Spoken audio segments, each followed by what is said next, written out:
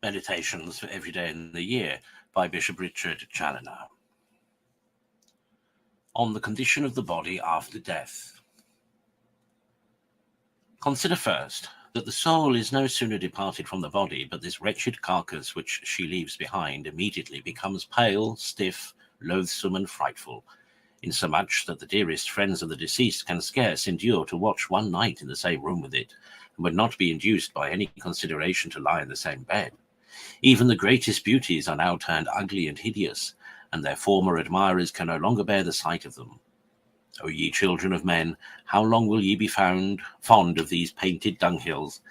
We read that St. Francis Borgia was so touched with the ghastly countenance of the corpse of the Empress Isabella, whom he had seen a little while before in all her majesty and all her charms, seeing the strange change that death had so suddenly wrought in her, that he conceived upon the spot an eternal disgust for this world, and a happy resolution of wholly consecrating himself to the love and service of that great King who never dies.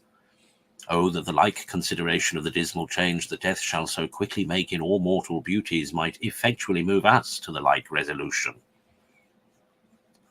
Consider, secondly, that a person is no sooner dead, but the body begins to corrupt and smell, and in a very short time it becomes so insupportable that surviving friends are obliged to make haste to get it out of the house, and to lay it deep underground that it may not infect the air. And were the grave after some weeks to be opened again, and this carcass to be brought out to view, what a filthy carrion should we meet with? What a sight, what a smell would it afford, and what should we think of a person that should be tied down to such a companion, a barbarity said to have been exercised by a certain tyrant in binding the living to the dead, and letting them linger away in these noisome embraces? Surely the worst of torments would not be half so insupportable.